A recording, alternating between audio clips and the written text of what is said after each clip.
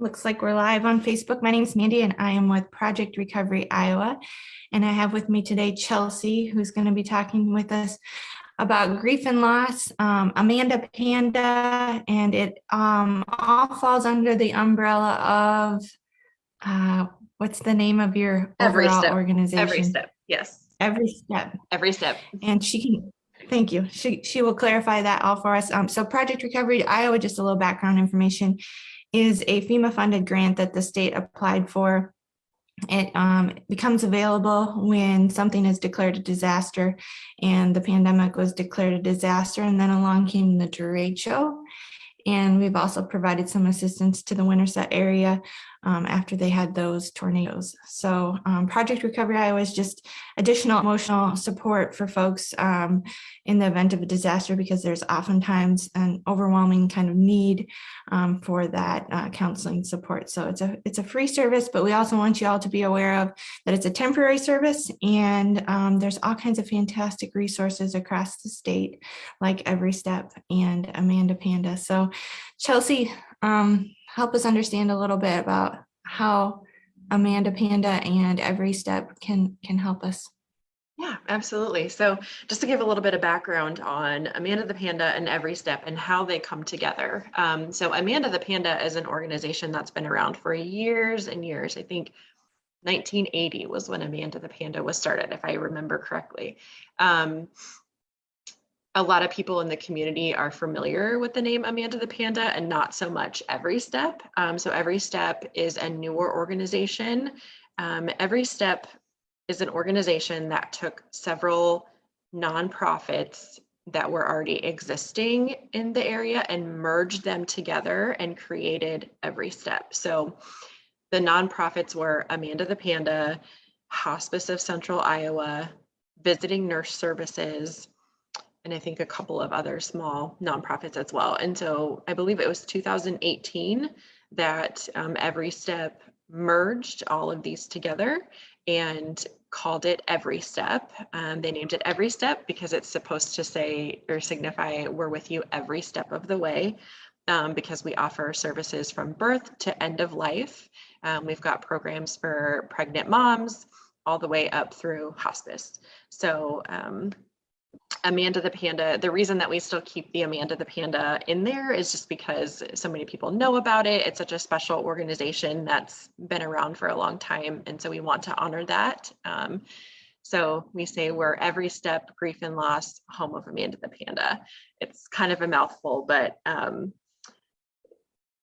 that's our name. So Well, and we talked about this a little bit about grief and loss. A lot of times people just think of it as loss of a loved one, and grief and loss is encompasses so much more than that, and that and more. And over the last couple of years, we've lost a lot of things. The whole country, the whole world has lost a lot in the last couple of years, and sometimes we don't even realize it, I think. So I think the more information, the more tools we have at coping with grief and loss, the better. So that's why we thought we'd bring you in here today and have this conversation.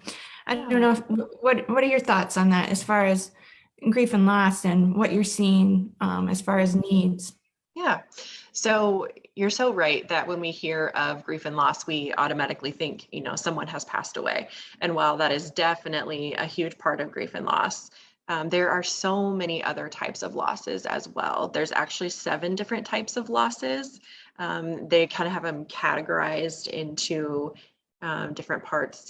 There's secondary loss, cumulative loss, non-death loss, disenfranchised loss. There's a whole bunch of different categories and they signify the losses of different things. But basically a loss is it's the loss of an attachment of any sort. So that can be the loss of an identity, the loss of a home, the loss of stability, the loss of a relationship. It's so wide. Grief and loss is really so wide. And we recognize that and have resources for those different types of losses too. So one of the things that we do at Every Step Grief and Loss is we go into schools and provide grief support groups. So I myself have been doing that this school year, and then my coworker Rachel is going into rural Iowa schools while I'm in the Des Moines schools. But we don't limit our grief groups to just like death losses. We see kids for parent divorce, incarceration, removal, any of those different types of things that kids might be grieving. So we think that's really important to recognize that it's not just death, and that our kids are grieving many things sometimes. So I'm thinking specifically about the derecho for some reason right now, or anybody that's impacted by a tornado, and how your landscape can change so much, and just the loss of that familiarity can trigger lots of those grief and loss emotions. Yeah, that would really, yeah. We dealt with some folks with the Winterset tornadoes, and I really was thinking about those different types of loss that I was mentioning with them, because it's like some of them lost a family member, a home, a job, just so much. And so that would be cumulative loss when you've lost a bunch of things in a short period of time. So I definitely think my heart goes out to anyone affected by those tornadoes, the derecho, any of that that's happened here in Iowa. So. I appreciate that categorizing it. I think that's useful information as far as when you're working with someone, how to best help them, to think about all the different ways they might be grieving. So resources, you have a document that has all kinds of media resources. I think that would be a good thing to talk about. Yes. So it is called, it's just called Media Recommendations. Yeah.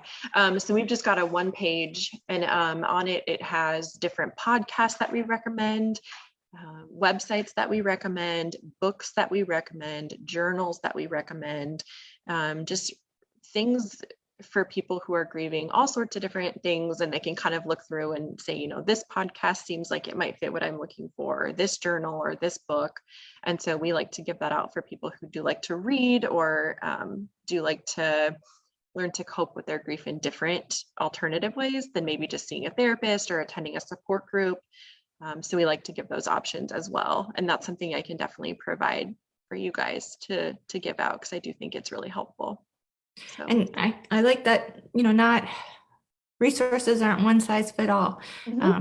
Even if, let's say, 2 people lost a parent, what works for one person to help them work through that process might not work for another. And so I like that, that list of options, and go through it and find out what might work for you. Yeah. You mentioned one that you like, that you really value. I think you said it was a website. You want to speak to that one a little bit? Yes. So there is a website that I absolutely love. It's called whatsyourgrief.com.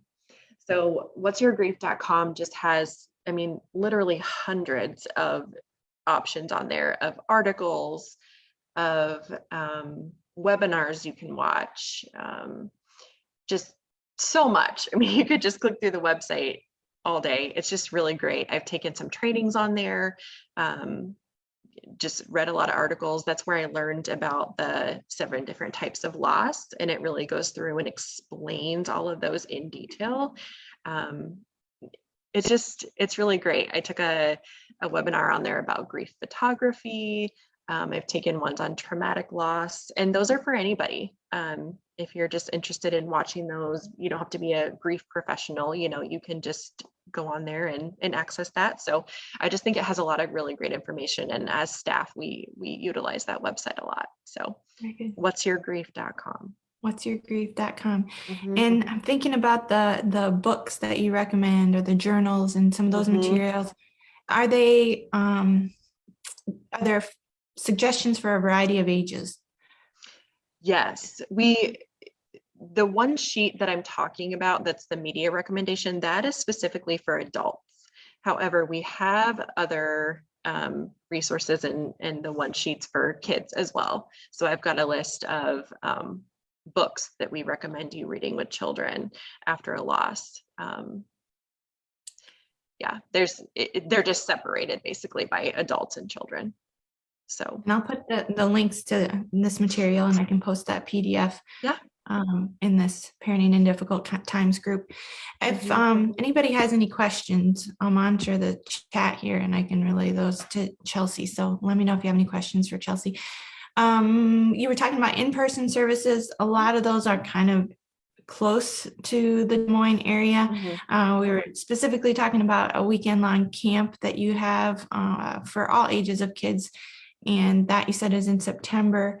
And the name of the town is Montour. Is that right? I think Montour, Iowa. Yes, it's Montour. Pilgrim Heights, I think is where we're hosting it this year. So we just kind of rent out a campground space and host it there. So that'll be September 10th and 11th. It's an overnight weekend camp for any and all ages of folks who may be grieving. So highly recommend looking into that camp. It's going to be great. Yeah, I think it sounds fantastic. I did refer somebody to that group just this last week, so I think it sounds awesome. Yeah, great opportunity to connect with people, which has been difficult, and so we're so glad to be going back in person with some of our events. We start support groups tonight, again for all ages, 5 through adult. And we are in person for the first time in 2 years. So we're hosting those at our office in West Des Moines. So yeah, real excited for that. And so if you're not close enough, or you feel like you're not close enough to do the in-person though, you have those resources that we'll share. Like you said, the media resources and that fantastic website. And then, but you also have a list of therapists. So if you're in need of a therapist, to specifically help you through some grief and loss concerns, you have a list for the whole state, right? Yep. Most of the therapists that we have on the list are somewhere within the Des Moines metro area, maybe within 30 minutes or an hour. However, I know that a lot of therapists maybe still be doing virtual appointments. So I wonder if those who live outside of the area could just still take a look at that list and if they would be interested in meeting virtually with a therapist. But otherwise, if somebody reaches out to our office specifically and they're like, hey, I live in Davenport or I live in Waterloo, or we can help them find a therapist that would be a good fit for them. That's something that we definitely do. So we have ways that we can look up therapists that maybe specialize in grief and where they're at. And we also have 9 hospice locations across Iowa.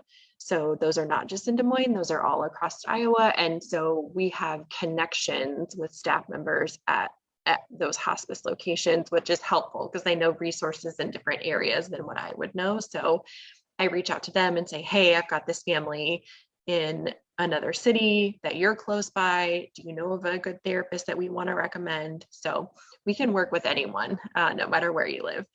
And we do have virtual support groups as well. So we have people attending from Minnesota, Council Bluffs, all over sometimes that do attend our virtual groups. So.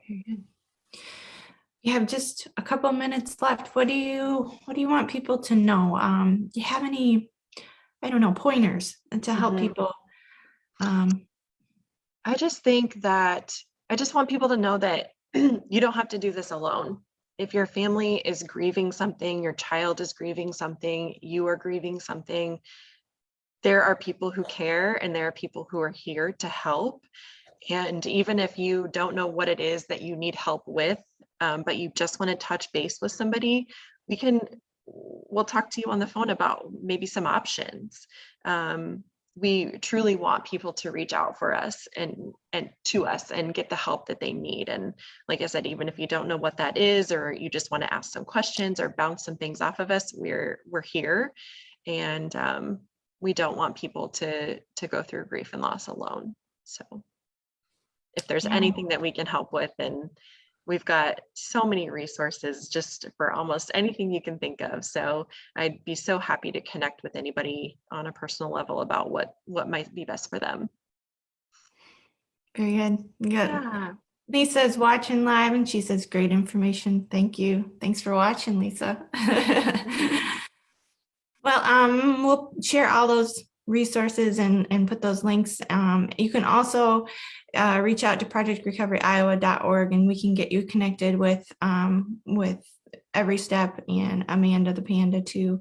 So either way, we can get you the information that you need, the support you need, because yes, no one wants you to feel like you have to do it alone or to feel like you're alone. There's lots of support available for you. So just reach out. I know it can be a big step to ask for help. Sometimes that's the biggest step in all of it. So, but we hope that you do. So Yeah. thank you for your time, Chelsea. Yeah, thank you so much. Have a good day.